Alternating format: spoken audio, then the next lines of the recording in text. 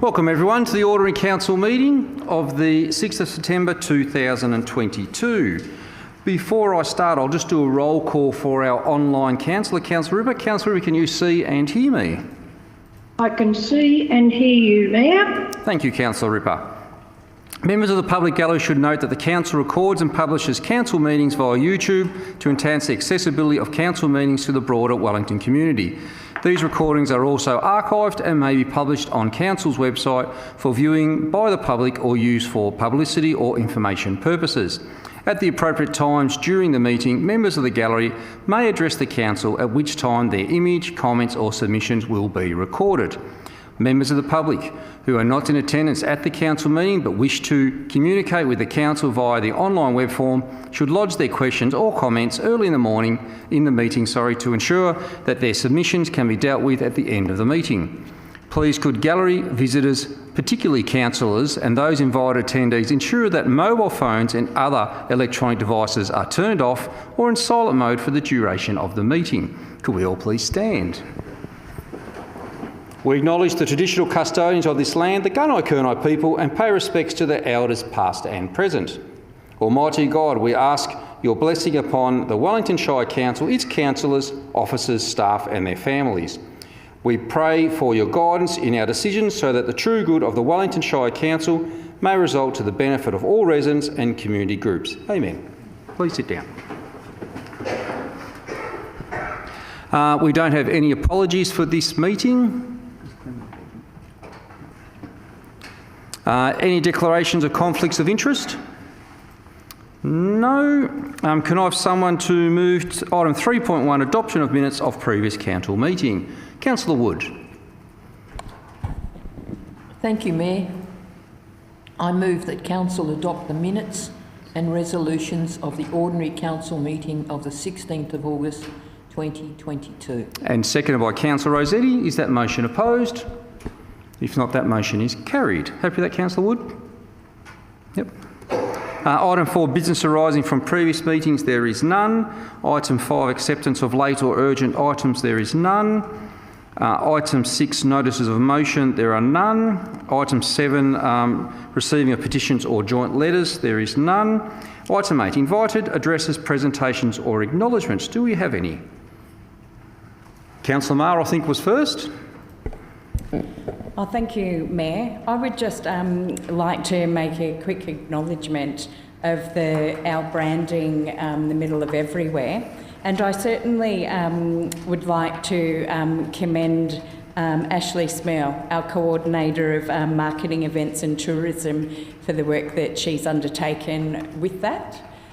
Recently, I have been away and attended an event with quite a lot of people in attendance, and it was quite significant wearing my Middle of Everywhere hoodie to actually find that it was a conversation starter with many people, as well as the fact that it was an identifier. And I had many from within Gippsland, not necessarily the Shire of Wellington, that actually identified with the Middle of Everywhere, and we're quite aware of where it stemmed from and what it was all about. So I just want to pass the messaging back to Ashley that the work that she and her team have undertaken, as well as our General Manager, Brent McAllister, I just want to say thank you.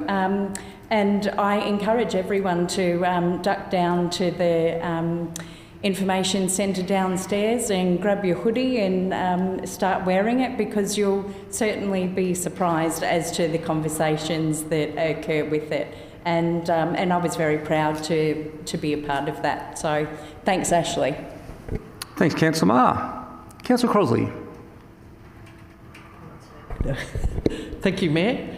I'd just like to, I've got a bit of a shopping list of acknowledgements, but the first one is certainly the great pleasure we all had of attending on Wednesday the 24th of August, the launch of the TAFE Gippsland.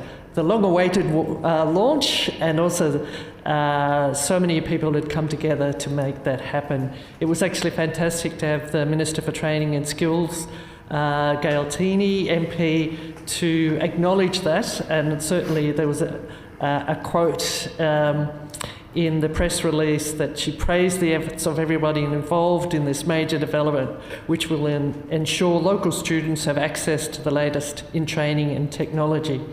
It certainly was lovely to see her there smiling, because when we first met, it was quite grumpy as she realised the poor facilities that were offered for our community.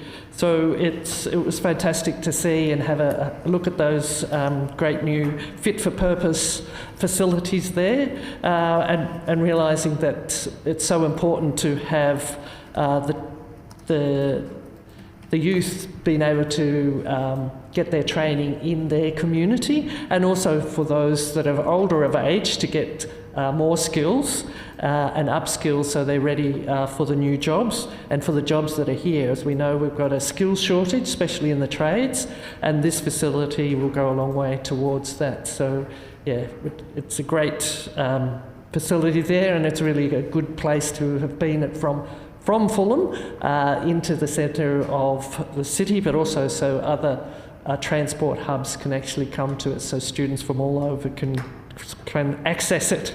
So if you indulge me further, I've got another acknowledgement, is to congratulate the winners of the Wellington Youth Art Prize and congratulate the team and the youth councillors that put that on. I had the great pleasure of cutting the ribbon for that show, and congratulate Bethany Ritchie in the 12 to 13 category, Michaela Savage from the 14 to 15, Georgie Danahue on the 16 to 19, and Zaralee Michaela Duart on the 20 to the 25-year category.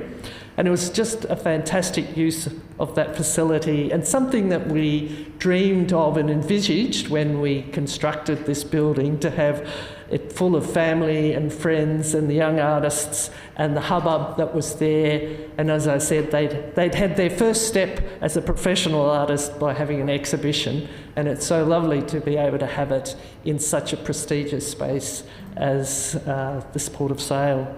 And last but not least is I'd just like to flag that the John Leslie Art Prize is hung and will be launched this Friday, and the Mayor will have the privilege of announcing the winner at 6:30 and also launch the spring exhibition program.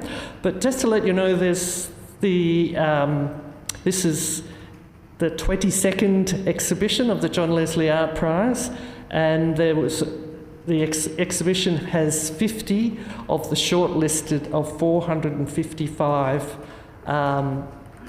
submissions from all over Australia. So it's just growing in prestige, and it's the Gippsland Art Gallery's flagship event, and certainly attracts visitors and entrants from all over Australia. So I do encourage everybody to go and visit. Congratulations on the publication, and I'm really looking forward to this Friday night. I'm sure you are, Mayor. Most certainly. Very excited to announce the big winner. Thank you, Councillor Crosley. Anyone else for acknowledgements? Councillor Mackenzie. Thank you, Mayor. On August 17, I attended the Star of the South Community Advisory Group meeting held at the Yarram Recreation Reserve, and it was a pleasure to meet the newly appointed Chief Executive Officer, Charles Rattray, literally 3 days into his new role. As a brief background, Charles is a respected senior leader in the energy and finance sectors with experience across generational development, new technology and transmission.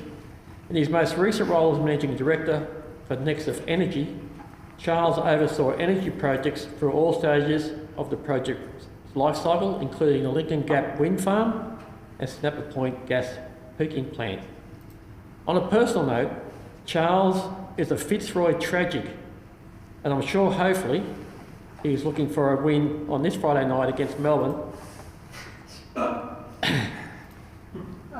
and look forward to Charles presenting to Council in the near future. Thank you, Mayor. Thank you, Councillor Mackenzie.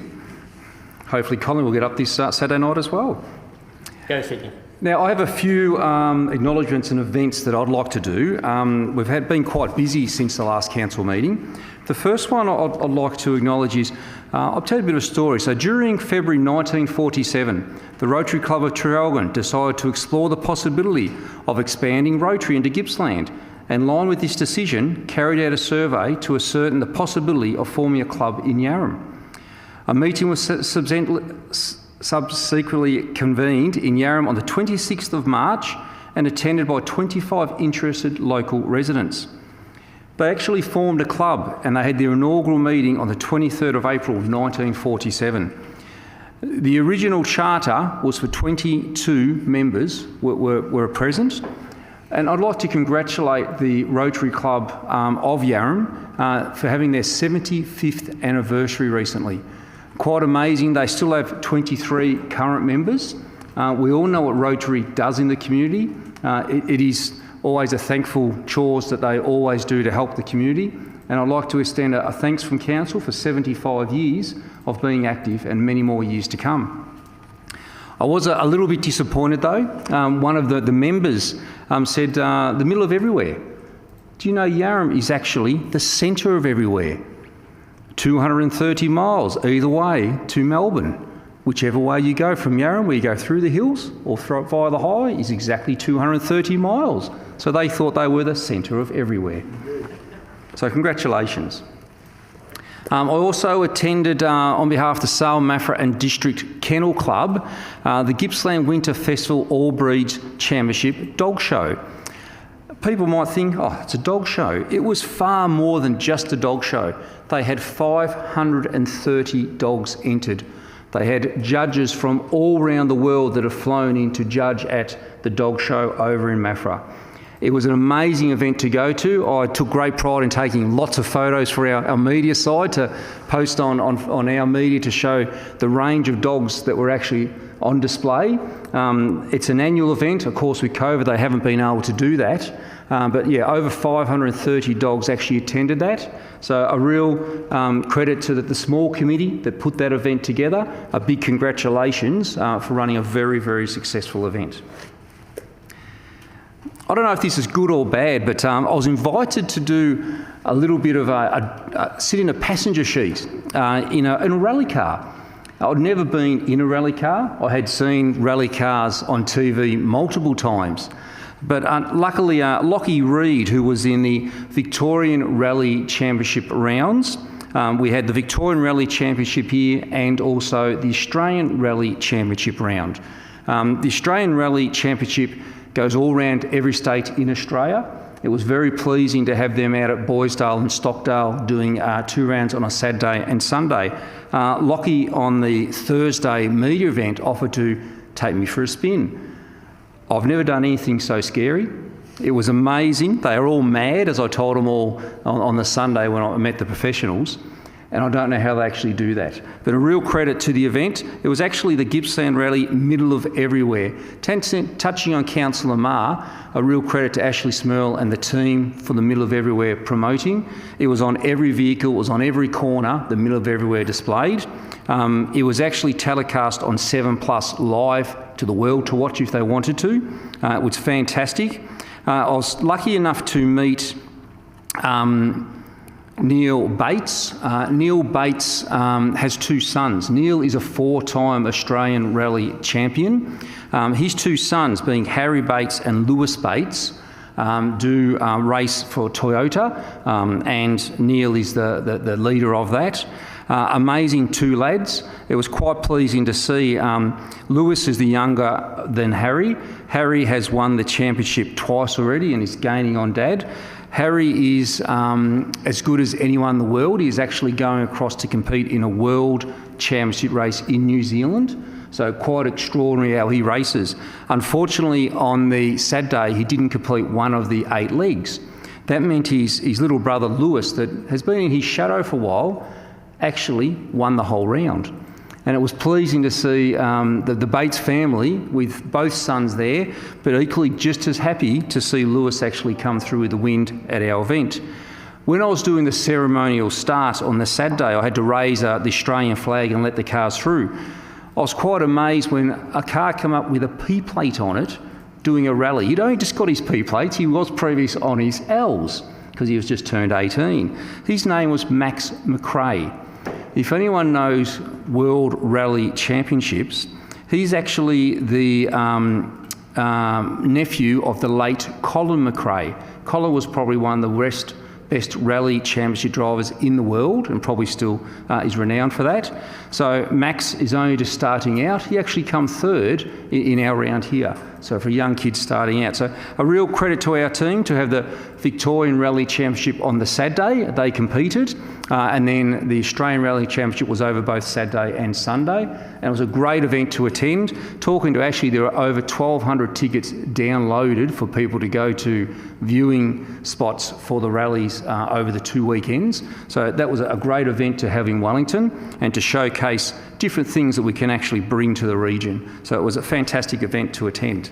I won't say I'll get in a car again next year if I get the chance. I think I've done it now and that was enough for scaring me. I also attended the Gippsland Business Awards. It's a big award for any of our businesses to actually enter. The papership you fill out, the process you go through is quite long, and we actually had 9 people that were put as finalists, and I'll read through those 9 people. We had Summit Health and Performance Centre, we had Motel 24/7, we had Yarram Holiday Park, we had Siesta Central Apartments, Alva's Hairdressing, Scarlett and Grace Aromas, the Fiberglass Factory, Port of Sale Heritage Cruises and Designer Cabinetry. So it's great to even make the final is a fantastic result to do that. And we actually come away with 2 winners, which was excellent. So Siesta Central Apartments won the accommodation category and Scarlett and Grace won the manufacturing or export category. So congratulations to all the finalists and to our 2 winners. You've done Wellington proud, so thank you. And finally, 2 more things to go. Been doing a bit this last fortnight. Nakumbaluk. We had our grand opening of Nakumbaluk, which was just fantastic, and it was amazing to see the people that did come through on that day. What Nakumbaluk is one of our proudest achievements because it supports 2 areas the Council has identified as key priorities in the current Council plan, being climate change and partnering with the traditional owners of this land, the Gunai-Kurnai. The facility will actively engage the community in environmental sustainability and the natural environment, leading to a greater appreciation of the importance of living more in tune with the natural world, which is a core value of Council. It will also improve the community's understanding of the cultural heritage of the Gunai-Kurnai and pay their ancient connection to country. It's in a great location. For anyone that doesn't know where it is, it's next to the Seed Garden, next to the Sale Botanic Gardens and within the Lake Guthridge Guyot precinct. And it also connects with the Ramsar listed wetlands of the Sale Common, Hart Morass and broader Gippsland Lakes. The centre is a new space for events and learning programs with a focus on the natural environment, sustainability and culture. What a great result to have that now for our community to go and utilise and visit. And we need to thank the John Leslie Foundation for contributing to the project and Glawak for also contributing to the project with that partnership that we have with them. So great success to our team to deliver that project and it's a great result for the future of the community. And finally, I just attended on Friday the state election platform release for the Rural Council's Victoria Conference. Credit to them, it was a great conference down in Dalesford. Had some great speakers that were at the conference. I attended that with 3 other councillors and the connections that we could make with some of the speakers was really good. And I think we'll get some good benefit that will come back to the community for the future of Wellington. So that was a great conference and thank you very much for the Rural Councils Victoria for actually running that. So I think I've spoken enough now, gone through all those. Thank you everyone. We'll go back to our agenda. Item 9, questions on notice. I don't believe we have any. Item 10, Delegates Reports. None. Item 11.1, Assembly of Councillors. Can I have someone to move that, please? Councillor Stevens. Yes, Mayor. I'll move that Council note and receive the attached Assembly of Councillor Records for the period 8th of August 2022 to 28th of August 2022. And second by Councillor Marr. Is that motion opposed? If not, that motion is carried. Happy with that, Councillor Stevens? Item 11.2, Remuneration Committee Minutes. Can I have someone to move that, please? Councillor Mackenzie. Short and sweet, Mayor. I wish to move that 1. Note and receive the minutes from the Remuneration Committee meeting held on the 18th of August 2022 as attached, and endorse the actions from the Remuneration Committee meeting held on the 18th of August 2022 as detailed in the attached minutes. And can I have someone to second that? Councillor Stevens. Is that motion opposed? If not, that motion is carried. Nothing more, thanks, Mayor. Thank you. Item 12.1, Park Street Cowwarr Special Charge Street Construction Scheme Final Certificate. Can I have someone to move that, please? Councillor Crosley. Sorry, Councillor Tasman, you're a whisker slow. Thank you, Mayor. I move that 1. Council, having considered that no submissions were received and taken account that no objectives were lodged, and having complied with the requirements of sections 163A, 163B and 223 of the Local Government Act 1989, the Act, and otherwise according to law, and having, so far as can be ascertained from available records and can reasonably be concluded, ascertained that Park Avenue in Cowwarr Street or any component of the street has not previously been constructed by way of a special charge rate or charge, hereby proceeds to declare a special charge scheme under section 163 (1) of the Act scheme in accordance with the declaration of special charge (declaration) attached to and forming a part of this report. Such declaration being for the purpose of construction and sealing the street and providing all and any ancillary works, including road surface drainage and vehicle crossings. 2. Council directs that under cover of a letter, a written notice enclosing a notice of levy be sent to all owners of properties including in the scheme, including those who have made a submission and or lodged an objection in writing of the decision of Council, to make the declaration of the reasons for the decision, if I can take the rest as read. Thank you. Thank you, Councillor Crossley. Can I have someone to second that? Sure. I think Councillor Rossetti just beat Councillor Tatterson Amar by a whisker. Is that motion opposed? If not, that motion is carried. Thank you, Mayor. I can see why Councillor Tatterson is keen. He was an officer and has been through the process with the community members in Cowwarr, the residents of Park Avenue. This has been an ongoing process, and COVID, like many other things, interrupted the process of consultation with the community, but I think we've got a fantastic outcome. It certainly is a joint benefit. As I say, it reduces the cost of maintenance to the council, it reduces the dust, so improves the amenity for the community, and improves the experience on riding on it. But really what has been a problem in that area is over a number of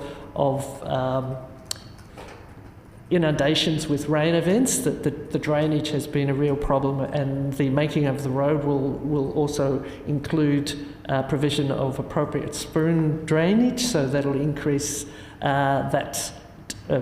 improve the drainage drastically or markedly, and also the fact that the whole amenity will be increased. They'll have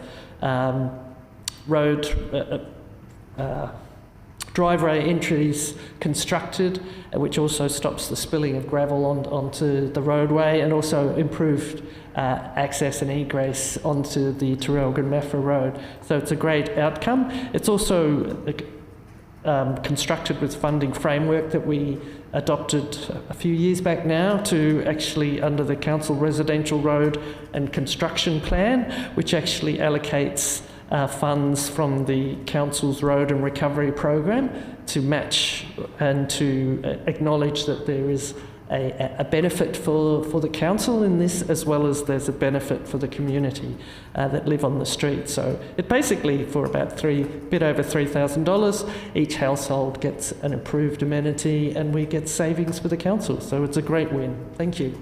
So we'll be celebrating. Thank you, Councillor Crosley. Item 12.2, McMillan Street, Stratford Special Charge Scheme Final Certificate. Can I have someone to move that, please? Councillor Ripper, is that your hand up?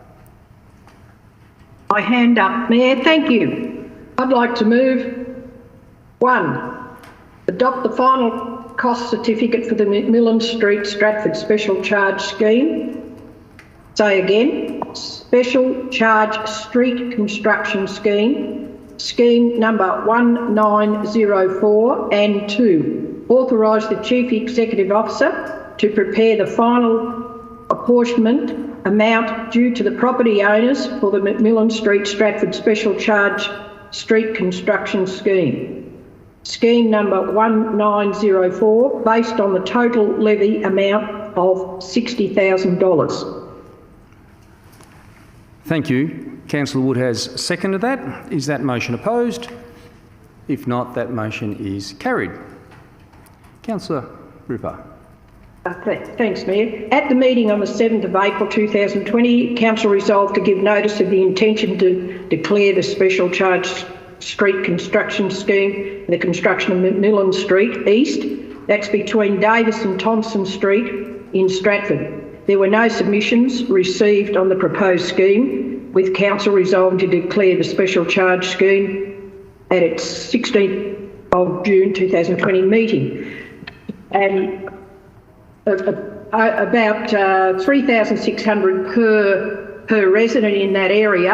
And that area of Stratford in the summer was quite dangerous in some respects, that there was a bend in the road, so if you had people driving along there over and above the speed limit, it got quite dusty. So if anyone was walking along that area, they just had to be very, very careful, or didn't walk in that area. However, now I have cycled it numerous occasions, and it is really beneficial to the residents that live in that area, and also the other residents in Stratford, and it also has a footpath too. So it's a really nice area that you can do a loop there, go up past the knob and do a bit of a cycling up the hill and come down back into Stratford. So it's a good job done by Council, and everyone, I believe, is quite happy. Thank you. Thank you, Councillor Ripper. Item 12.3, proposed sale of land, road and parking reserve, National Park Drive, Loch Sport. Can I have someone to move that, please? Councillor Mackenzie.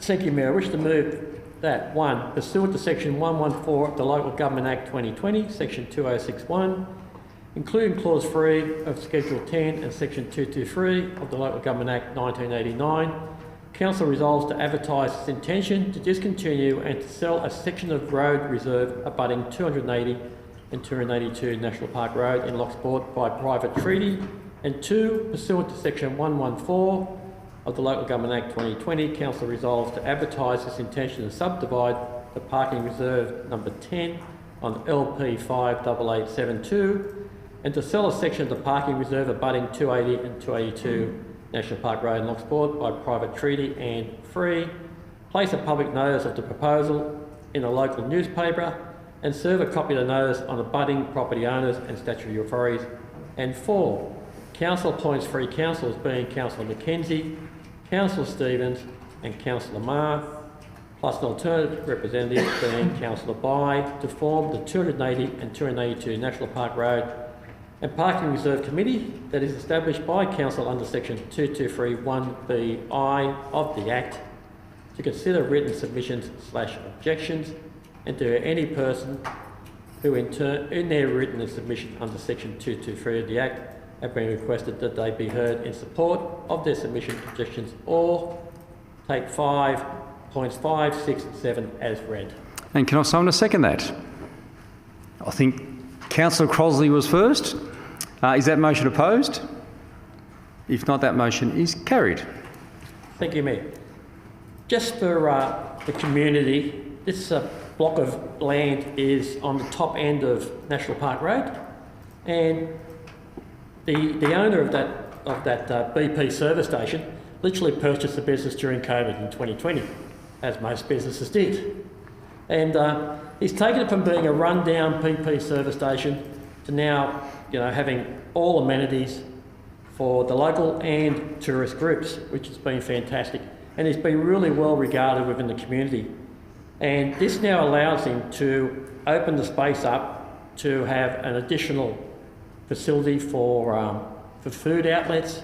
He currently runs a kebab van there at the moment. So this is another opportunity for him to grab that small parcel of land which was really insignificant to council, to be able to have an open space to activate that area and provide off-street parking for safety as well. So this is a great outcome for Loch Sport. It gives them another opportunity to have another activation of food and supplies for both, as I say, the local and tourists alike. And I thank Council for the support of selling that block of land. Thank you, Mayor. Thank you, Councillor Mackenzie. Mr CEO, is there any online comments? There are none, Mayor. Thank you very much. I believe we need to move into closed session. Indeed. Thank you, Councillor Rossetti. Yeah. Mayor, I move that Council move into closed session. Thank you. The meeting be closed. The public should Section 662 of the Local Government Act 2020 to consider matters under Section 665B as defined by Section 3(1) being H, confidential. F, personal information. Thank you. Someone to second that. Lost my page. Councillor Marr. Is that motion opposed? If not, that motion is carried. So we'll just wait for people to leave the room.